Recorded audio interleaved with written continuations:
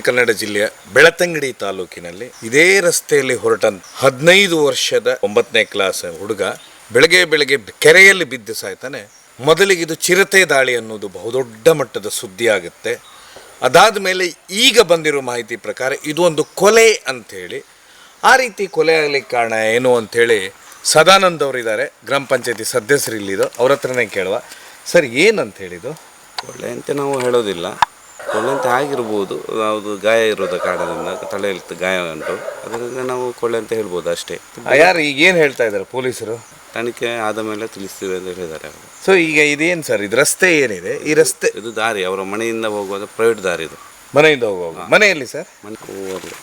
ಹಾಂ, ಮನೆಯಲ್ಲಿ ಏನು ಸರ್ ಅದು ಆ್ಯಕ್ಚುಲಿ ಘಟನೆ ಏನಾಯಿತು, ಏನು ನಡೆದಿದೆ? ದನ ಪೂಜೆ ಬೆಳಿಗ್ಗೆ ದೇವಸ್ಥಾನದಲ್ಲಿ ಆಗದಲ್ಲ ಬೇಗ, ಅದಕ್ಕೆ ಹೋಗುವ ಅದು ಧನುರ್ಮಾಸದಲ್ಲಿ ಧನುರ್ಮಾಸದಲ್ಲಿ ಆಗುವಂಥ ಪೂಜೆಗೆ ಅವ ಹೋಗುತ್ತಿದ್ದ, ಡೈಲಿ ಹೋಗ್ತಿದ್ದ ಅಂತ ಹೇಳ್ತಾರೆ, ಗೊತ್ತಿಲ್ಲ ಅವ್ರಿಗೆ ಗೊತ್ತು.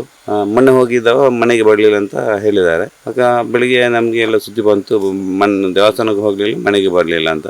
ಆಗ ನಾವು ನೇರ ಅವರ ಮನೆಗೆ ಬಂದು ಹುಡುಕಾಡ ಶುರು ಮಾಡಿದೆವು. ಹುಡುಕಾಡ ಮಾಡುವಾಗ ಅಲ್ಲಿ ರಕ್ತದ ಕಲೆ ಕಾಣಿಸ್ತಿತ್ತು. ಎಲ್ಲಿ ಕಾಣಿಸುತ್ತೆ ಸರ್? ಕೆರೆ ಹತ್ತಿರ, ಇಲ್ಲಿ ಕೆರೆ ಹತ್ತಿರ ರಕ್ತದ ಕಲೆ ಇರೋದರಿಂದ ನಾವು. ಕೆರೆ ಎಲ್ಲ ಬಾವಿ ತರ ಇದೆ ಅಲ್ಲ? ಕೆರೆನೇ ಮೊದಲಿಂದ ದೊಡ್ಡದಿತ್ತು ಕೆರೆ, ಇವಾಗ ಸ್ವಲ್ಪ ಚಿಕ್ಕದು ಮಾಡಿದ್ದಾರೆ. ಇದೇ ರಸ್ತೆಯಿಂದ ಹೋಗೋದು? ಹೌದೌದು. ಅಷ್ಟು ಬೆಳಗ್ಗೆ ಎದ್ದು ಹೋಗ್ತಾರ ಮಕ್ಕಳು ಇಲ್ಲಿ ಎಲ್ಲ? ಹೋಗ್ತಾರೆ, ಮಕ್ಕಳೆಲ್ಲ ಹೋಗ್ತಾರೆ. ಎಷ್ಟು ಗಂಟೆಗೆ? 5 ಗಂಟೆಗೆ, 4:15 ಗಂಟೆಗೆ ಬೆಳಿಗ್ಗೆ ಪೂಜೆಗೆ ಮಾತ್ರ ಹೋಗೋದು, ಮಾರ್ಕೆಟ್ ಟೈಮಲ್ಲಿ ಹೋಗೋದಿಲ್ಲ ಅವರು. ಮತ್ತೆ ಅವರು ಯಾರ ಹತ್ರ ನಿಷ್ಠೂರ ಇಲ್ಲ, ಊರಿನವ್ರ ಹತ್ರ ಸುದ್ದಿ ಬರುತ್ತೆ ಚಿರತೆ ದಾಳಿ ಅಂತ ಹೇಳಿ. ಏನ್ ದಾಳಿ ನಾವು ಅದನ್ನು ನಂಬೋದಿಲ್ಲ. ನಮ್ಮ ಹತ್ರ ಕೂಡ, ನನ್ನ ಹತ್ರ ಹೇಳೋ ಕೂಡ ಹೇಳಿದ್ದಾರೆ ಚಿರತೆ ಬಂದಿರ್ಬೋದು ಅಂತ. ಚಿರತೆ ಬರುವಂಥ ದಾರಿ ಇಲ್ಲ ಇದಕ್ಕೆ, ಸುತ್ತಲೂ ಮನೆಗಳಿರುವುದರಿಂದ ಬಾಕಿ ಮನೆಯವರಿಗೆ ಗೊತ್ತಾಗಬೇಕಲ್ಲ ಚಿರತೆ ಬರೋದು. ಚಿರತೆದ್ದು ನಂಬುವುದಿಲ್ಲ, ಅದು ಸುಮ್ಮನೆ. ನಮ್ಮ ಗ್ರಾಮಕ್ಕೆ ಇಷ್ಟರವರೆಗೆ ಕಾಡಿನ ಹಂದಿಗಳು ಬಿಟ್ಟರೆ ಹಂದಿ, ಕೋತಿ, ನವಿಲು ಇಷ್ಟೇ, ಬೇರೆ ಏನು ಬಂದದ್ದು ಗೊತ್ತಿಲ್ಲ ನನಗೆ. ನಾವು ವಿಶೇಷವಾಗಿ ನಾವು ಕೇಳಿಲ್ಲ, ಬೆಳತಂಗಡಿಯಲ್ಲಿ ಚಿರತೆ ದಾಳಿ ಇವತ್ತು ಕೇಳಿಲ್ಲ. ಚಿರತೆ ಬರ್ಲಿಕ್ಕೇನು ಚಾನ್ಸ್ ಇಲ್ಲ. ಹೊರತ ಮೇಲೆ ದೇವಸ್ಥಾನ ಹೋಗಿ ಅವರು ಗೆಳೆಯರು ಒಟ್ಟಿಗೆ ಹೋಗೋದಂತೆ. ಮತ್ತೆ ಇಬ್ಬರು ಗೆಳೆಯರಿದ್ದಾರೆ, ಅವ್ರದ್ದು ಪರಿಚಯ ಇಲ್ಲ ನನಗೆ, ಗಿರಟೆ ಅವರು ಸಿಕ್ಕಲಿಲ್ಲ ಅಂತ ಹೇಳಿ ಅವರು ಮನೆಗೆ ಫೋನ್ ಮಾಡಿದ್ರಂತೆ, ಅವ್ನು ದೇವಸ್ಥಾನಕ್ಕೆ ಬಂದಿಲ್ಲ, ಮನೆಯಲ್ಲಿದ್ದಾನೆ ಅಂತ. ಅವ್ರಿಗೆ ಇವರಿಗೆ ಗೊತ್ತದು ದೇವಸ್ಥಾನ ಹೋಗಲಿಲ್ಲ ಅಂತ. ಆಮೇಲೆ ಹುಡುಕಾಟಕ್ಕೆ ಶುರು ಮಾಡಿದ್ರು. ಪೊಲೀಸ್ ಸ್ಟೇಷನ್ ಬೆಳ್ತಂಗಡಿಗೆ ನಾವು ಕಂಪ್ಲೇಂಟ್ ಮಾಡಿದ್ದಾರೆ ಮನೆಯವರು. ಹುಡುಕಾಟ ಮಾಡಿದ್ದೇವೆ, ಒಂದು ಇಲ್ಲಿ ಎಲ್ಲೂ ಸಿಗಲಿಲ್ಲ. ಆಮೇಲೆ ಸ್ಟೇಷನಲ್ಲಿ ಬಾವಿಯಲ್ಲಿ ರಕ್ತದ ಕಲೆ ಕಾಣಿಸ್ತಲ್ಲ. ಎಲ್ಲಿ ಕಾಣ್ತು? ಬಾವಿ ಹತ್ರ ಕಲ್ಲ ಹತ್ರ ಇತ್ತು ಅಂತ, ಕಲ್ಲಲ್ಲಿ ಇತ್ತು. ಆಮೇಲೆ ಅವರು ಪೊಲೀಸ್ ಸ್ಟೇಷನ್ ಕಂಪ್ಲೇಂಟ್ ಕೊಟ್ಟಾಗ ಪೊಲೀಸ್ನವರು ಅದರ ಬಗ್ಗೆ ಮುಂಜಾಗ್ರತವಾಗಿ ಟೇಪೆಲ್ಲ ಹಾಕಿ, ಜಾಗೃತ ಟೇಪ್ ಉಂಟಲ್ಲ, ಅದನ್ನು ಹಾಕಿ ಹುಡುಕಾಟ ಸ್ಟಾರ್ಟ್ ಮಾಡಿದರು. ಅಗ್ನಿಶಾಮಕ ದಳದವರು ಬಂದು ಮೊದಲು ಹುಡುಕಾಟ ಮಾಡಿದರು. ಆಮೇಲೆ ಅದರಲ್ಲಿ ಹುಡುಕಾಡುವಾಗ ಹೆಣ ಸಿಕ್ಕಿದೆ. ತಲೆಗೆ ಮಾತ್ರ ಪೆಟ್ಟಿತ್ತು. ಅವಾಗ ತಲೆಗಿಲ್ಲಿ ಮೇಲೆ ಇರ್ಬೋದು, ಮೇಲೆ ಪೆಟ್ಟಾಗಿ ಇಲ್ಲಿ ಸ್ವಲ್ಪ ಹೀಗಾಗಿದೆ. ಏನಾಗಿರ್ಬೋದು, ಬಿಚ್ಚಿದ ಹಾಗೆ. ಅಥವಾ ಯಾರಾದ್ರೂ ಕಳ್ಳರು ಮಾಡಿದ್ರ? ಅಡಿಕೆ ಕಳ್ಳರು? ಹೇಳಲಿಕ್ಕಾಗುದಿಲ್ಲ, ಯಾಕಂದ್ರೆ ಅಡಿಕೆ ತೋಟ. ಪೊಲೀಸ್ ಇಲಾಖೆಯಿಂದಲೇ ಗೊತ್ತಾಗ್ಬೇಕಷ್ಟೇ. ತೋಟ ಕಾಯೋದಿಲ್ಲ, ಯಾರಿಲ್ಲ, ಎಲ್ಲಿ ಕಾಯೋದಿಲ್ಲ, ಯಾರು ಇರ್ಲಿಲ್ಲ, ಬರೋದಿಲ್ಲ. ಆದ್ಮೇಲೆ ಇದು ಏನಾಗುತ್ತೆ ಸರ್ ಅಂತ ಹೇಳಿದ್ರೆ, ಈ ರಾತ್ರಿಯಲ್ಲೇ ಬರೋದು ರಸ್ತೆಯಲ್ಲಿ ಮಕ್ಕಳು. ದಾರಿ ರಸ್ತೆಯಲ್ಲಿ ಹೋಗುವ ರಸ್ತೆ ಬೇರೆ ಇದೆ ಅವರಿಗೆ ಮನೆಯಿಂದ. ಅದು ಅವರಿಂದ ಮನೆಯಿಂದ ರೇಷ್ಮೆ ರೋಡ್ಗಾಗಿ ನಾಳಕ್ಕೆ ಹೋಗ್ಬೇಕು. ನಡ್ಕೊಂಡು ಹೋಗೋದ್ರೆ ಇಲ್ಲಿಂದಲೇ ಹೋಗ್ಬೇಕು. ನಡ್ಕೊಂಡು ಹೋಗೋದ್ರೆ ಇದೇ ರೋಡಲ್ಲಿ ಹೋಗ್ಬೇಕು, ದಾರಿಯಲ್ಲಿ ನಡ್ಕೊಂಡು ಹೋಗೋದು. ಅಲ್ಲಿವರೆಗೆ ಅವರು ನಡ್ಕೊಂಡು ಹೋಗಿ ಅಲ್ಲಿಂದ ಸೈಕಲಲ್ಲಿ ಹೋಗ್ತಾರೆ. ಮಗು ಹತ್ರ ಸೈಕಲ್ ಇತ್ತು, ಸೈಕಲಲ್ಲಿ ಹೋಗ್ತಾರೆ. ಜನ ಪೂಜೆಗಿಂತ ಹೋಗ್ತಾರೆ ಬೇಗ. 4:00 ಶುರು ಆಗುತ್ತೆ. ಇದೆಲ್ಲ ಅಡಿಕೆ ತೋಟನೇ. ತುಂಬಾ ಇದು ಅನ್ಸೋದಿಲ್ಲ ಸರ್, ಮಕ್ಕಳಿಗೆ ಸೇಫ್ಟಿ ಇದೆಯಾ ಇವಾಗ? ಎಲ್ಲ ಕೃಷಿ ಅಲ್ಲ, ಅಡಿಕೆ ತೋಟದಲ್ಲಿ ಹಾಕಿ ಹೋಗ್ಬೇಕು. ಇವರೆಲ್ಲ ದಾರಿ ಉಂಟು, ದಾರಿ ಮಾರ್ಗ ಅಲ್ಲ. ಈ ರೀತಿ ಎಲ್ಲ ರಸ್ತೆಯಲ್ಲಿ ತುಂಬಾ ರಾತ್ರಿ 4:30-5 ಗಂಟೆ ಬರೋದು ಭಾರಿ ರಿಸ್ಕ್ ಅಲ್ಲ ಅಂತ ಮಕ್ಕಳಿಗೆ ಹೋಗ್ತಾರೆ, ಅಭ್ಯಾಸ ಉಂಟಲ್ಲ.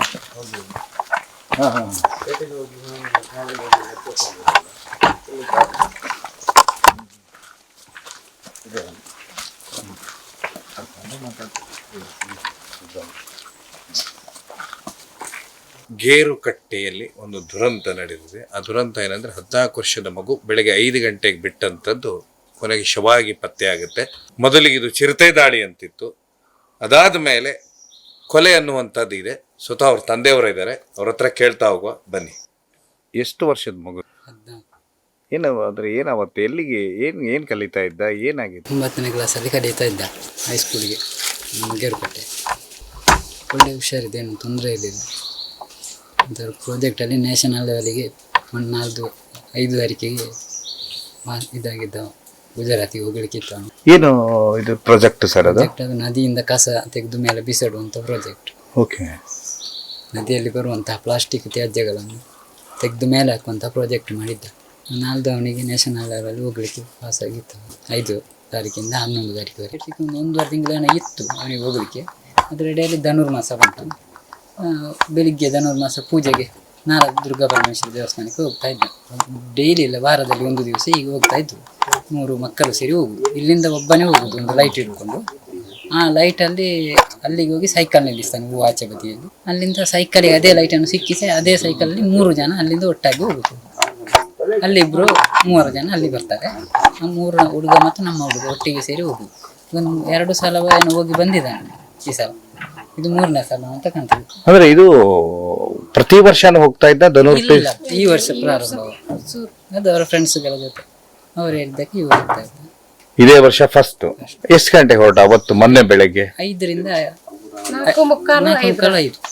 ಅಂದ್ರೆ ಅವ ಹೇಳಿ ಹೋಗುದಿಲ್ಲ, ಬೆಳಿಗ್ಗೆ ನಮ್ಮನ್ನು ಕರೆಯುವುದಿಲ್ಲ. ರಾತ್ರಿ ಡ್ರೆಸ್ ಎಲ್ಲ ಇಲ್ಲಿ ಇಡು ಅಂತೇಳಿ ರೆಡಿ ಮಾಡಿ ಇಡ್ಲಿಕ್ಕೆ ಹೇಳ್ತಾನೆ ಟೇಬಲ್ ಅಲ್ಲಿ. ಅವನಷ್ಟಕ್ಕೆ ಇರುವುದು, ಸ್ನಾನ ಮಾಡಿ ಡ್ರೆಸ್ ಹಾಕಿ ಅವನು ಹೋಗುದು. ಬೆಳಿಗ್ಗೆ ನಾವು ಹೇಳುವಾಗ ಬರ್ತಾನೆ 6:30ಗೆ. 6:30 ಮತ್ತೆ ವಾಪಸ್ 1 ತಾಸಲ್ಲಿ ಬರ್ತಾನೆ. 6:30ಗೆ ಬರ್ತಾನೆ. 6:45ಕ್ಕೆ ಇಲ್ಲಿ ಇರ್ತಾನೆ. ಒಟ್ಟು ಎಷ್ಟು ಮಕ್ಕಳು ಸರ್ ನಿಮಗೆ? 3. ಒಂದು ಹೆಣ್ಣು ಸಣ್ಣವರು, ಇವ 2ನೇ. ಇವ್ರಿಗಿಂತ ದೊಡ್ಡವರೊಬ್ರು ಇದ್ದಾರೆ. ಅವ್ರೇನ್ ಮಾಡ್ತಾ ಇದ್ರೆ? ಅವರಷ್ಟೇ ಇಂಜಿನಿಯರಿಂಗ್. ಅದಾದ್ಮೇಲೆ ಬೆಳಗ್ಗೆ 4:15 ಹೋದ. ಏನಾಯ್ತು ಮುಂದೆ ಅವತ್ತು? ಮುಂದೆ 4:15ಗೆ 4 ಗಂಟೆ 4:45ಕ್ಕೆ ಹೋದ ಹುಡುಗ. ನಾವು ಬೆಳಿಗ್ಗೆ ಎದ್ದೆವು ಚಾಯ ಮಾಡಲಿಕ್ಕೆ. ದೊಡ್ಡ ಹುಡುಗನಿಗೆ 6 ಗಂಟೆಗೆ ಇವರು ಚಾಯ ಮಾಡಿ ಕೊಡ್ತಾರೆ. 6:45ಕ್ಕೆ ಹೊರಡ್ತಾನೆ. ಬಸ್ಸಲ್ಲಿ ಹೋಗು ಅಪ್ ಆ್ಯಂಡ್ ಡೌನ್ ಅವ. ಹಾಗೆ ಚಾಯ ಮಾಡ್ತಾ ಇದ್ರು ಇವರು. ಆವಾಗ ಅವನ ಫ್ರೆಂಡ್ಸ್ ಒಬ್ಬ ಫೋನ್ ಮಾಡಿದ, ಇವತ್ತೇನು ಬರಲಿಲ್ಲ ಅವ ಧನುರ್ ಪೂಜೆಗೆ ಅಂತ ಹೇಳಿದ. ಅಲ್ಲಿವರೆಗೆ ಗೊತ್ತೇ ಇಲ್ಲ ನಿಮ್ಗೆ? ಅವ ಯಾವಾಗಲೂ 6:45 ಆಗ್ತದಲ್ಲ ಸರ್. ಹಾಗೆ ಇವಳು ಮತ್ತೆ ನಾನು ಸಭೆಯಲ್ಲೇ ಇದ್ದೆ. ನನಗೆ ಇವರು ಮಾತಾಡೋದು ಕೇಳಿತು. ರಪ್ಪ ಎದ್ದ, ನಾನು ಅದೇ ಬಾಗಿಲಲ್ಲಿ ಓಡಿದೆ.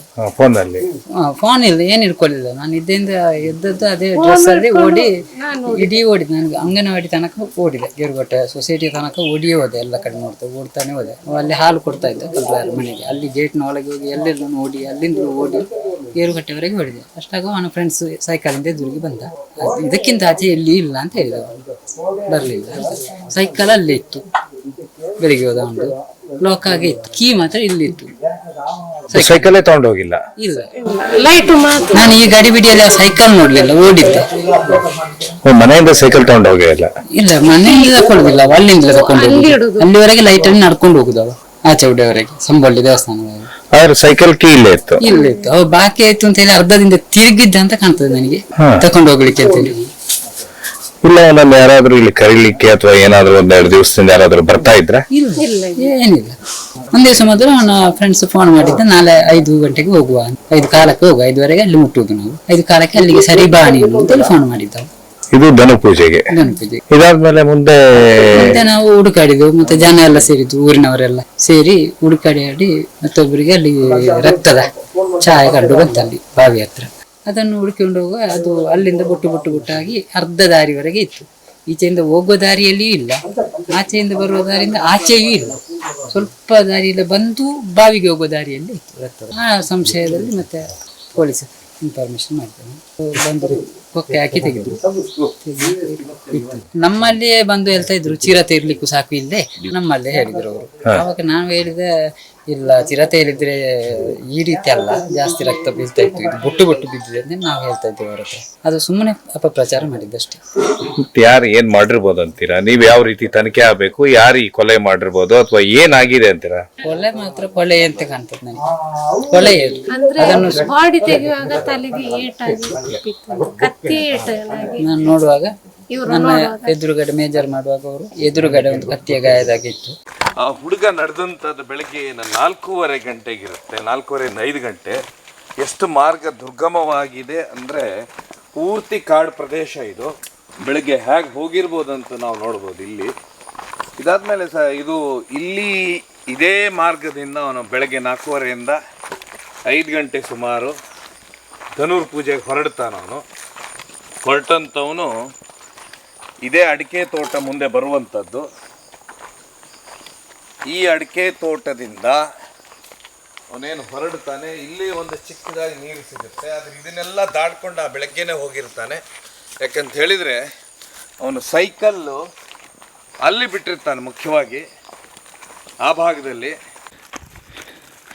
ಇದೇ ರಸ್ತೆಯಿಂದ ಹೊರಟಂಥವನು ಈ ಮಧ್ಯ ಆ ಹುಡುಗ ಎಲ್ಲಿ ಹೋದ, ಯಾಕೆ ಆ ಬಾವಿಗೆ ಹೋಗಿ ಬಿದ್ದ ಅನ್ನುವಂಥದ್ದು, ಇದೆಲ್ಲದಕ್ಕೆ ತಲೆಗೂ ಗಾಯವಾಗಿರುತ್ತೆ.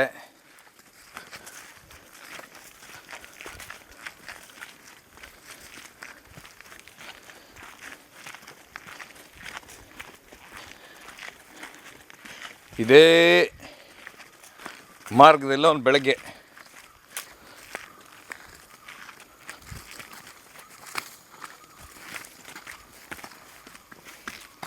ರಕ್ತದ ಕಲೆ ಬಿದ್ದಾಗಷ್ಟೇ ಗೊತ್ತಾಗೋದು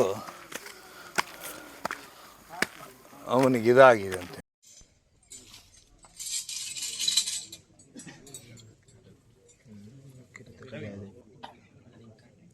ನಾಯಿ ಬತ್ತು ಬರ್ಕೊಂಡು ಬಂಡಿ